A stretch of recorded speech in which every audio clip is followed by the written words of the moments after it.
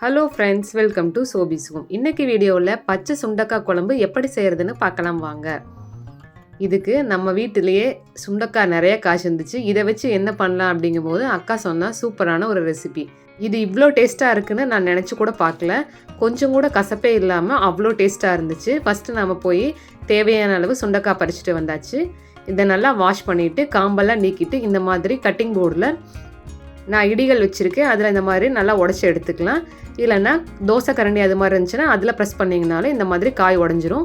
இது எதுக்காக உடைக்கிறோம் அப்படின்னா இதில் இருக்கிற விதையெல்லாம் எடுத்துடணும், இல்லைன்னா ரொம்ப கசப்பாக இருக்கும். இந்த விதைகள்னால வயிற்று வலியும் வர்றதுக்கு சான்சஸ் இருக்குது. அதனால் இந்த மாதிரி தண்ணிக்குள்ளே போட்டு சுத்தமாக வாஷ் பண்ணி எடுத்துக்கலாம். இந்த மாதிரி வாஷ் பண்ணும்போது மேக்ஸிமம் இருக்கிற விதை எல்லாம் வெளியில் வந்துடும். ஒரு 10% தான் இருக்கும்.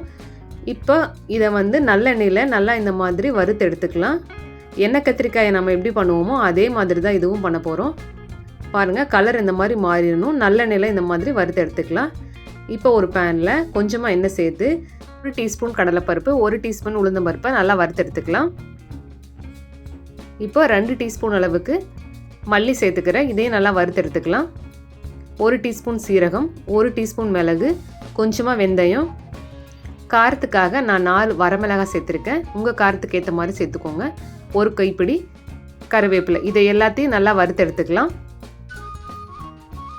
இப்போ இதை தனியாக எடுத்து வச்சுட்டு அதே பேனில் ஒரு 5லிருந்து 6 அளவுக்கு பூண்டு, 2 கைப்பிடி அளவுக்கு சின்ன வெங்காயம் சேர்த்துக்கிறேன். இப்போ இதை எல்லாத்தையும் நல்லா வதக்கி எடுத்துக்கலாம்.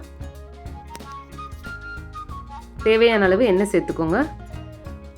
இது எண்ணெயில் நல்லா வதக்குனதுக்கு அப்புறமா ஒரு அரை தக்காளியை இதோட சேர்த்துக்கலாம் கட் பண்ணி.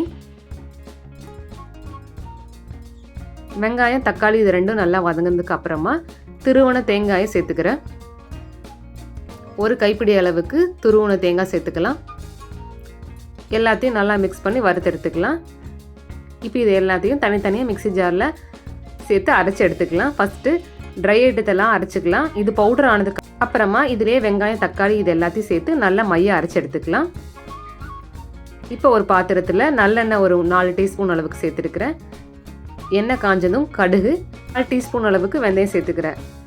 சின்ன வெங்காயம் பொடி பொடியாக கட் பண்ணி சேர்த்துருக்கேன். கொஞ்சமாக பூண்டு, ஒரே ஒரு வரமிளகாய், 1 கொத்து கருவேப்பிலை. இது எல்லாம் நல்லா வதங்கினதுக்கு அப்புறமா எண்ணெயில் வதக்கி வச்சுருக்கிற பச்சை சுண்டைக்காயை இதில் சேர்த்துக்கலாம். இப்போ இதையும் நல்லா ஒரு முறை மிக்ஸ் பண்ணிவிட்டு அரைச்சி வச்சுருக்கிற பேஸ்ட்டையும் இதோட சேர்த்து நல்லா மிக்ஸ் பண்ணிக்கலாம். இப்போ குழம்புக்கு தேவையான அளவு புளி சேர்த்துக்கிறேன். ஒரு சின்ன நெல்லிக்காய் சைஸ் அளவுக்கு புளி எடுத்து ஆல்ரெடி கரைச்சி வச்சுருக்கேன், அதை சேர்த்துக்கலாம். குழம்புக்கு தேவையான அளவு உப்பு சேர்த்து இதையும் நல்லா ஒரு முறை மிக்ஸ் பண்ணிக்கலாம். தேவையான அளவு தண்ணி சேர்த்துக்கிறேன். இப்போ இது எல்லாத்தையும் நல்லா மிக்ஸ் பண்ணிவிட்டு மூடி போட்டு ஒரு 10 நிமிஷம் குக் பண்ணிக்கலாம். கடைசியாக அடுப்பை ஆஃப் பண்ணுறதுக்கு முன்னாடி கொஞ்சமாக வெல்லம் சேர்த்துக்கலாம். இது எதுக்காகனா அந்த கசப்பு தன்மை இல்லாமல் இருக்கிறதுக்கும் நல்லா டேஸ்ட்டாகவும் இருக்கும். அதுக்காக கொஞ்சமாக வெல்லம் சேர்த்துக்கிறேன். இப்போ இதையும் நல்லா ஒரு முறை மிக்ஸ் பண்ணிவிட்டு அடுப்பை ஆஃப் பண்ணிக்கலாம். ரொம்பவும் சூப்பரான பச்சை சுண்டைக்காய் குழம்பு ரெடி ஆகிடுச்சு. நல்லா சூடான சாதத்தில் போட்டு சாப்பிட்டா அவ்வளோ நல்லாயிருக்கும். கண்டிப்பாக ஒரு முறை ட்ரை பண்ணி பாருங்கள். இந்த ரெசிபி உங்கள் வீட்டில் இருக்க எல்லாத்துக்கும் ரொம்ப பிடிக்கும். உங்களுக்கு பிடிச்சிருந்துச்சு அப்படின்னா உங்கள் ஃப்ரெண்ட்ஸுக்கு ஷேர் பண்ணுங்கள். Thank you friends.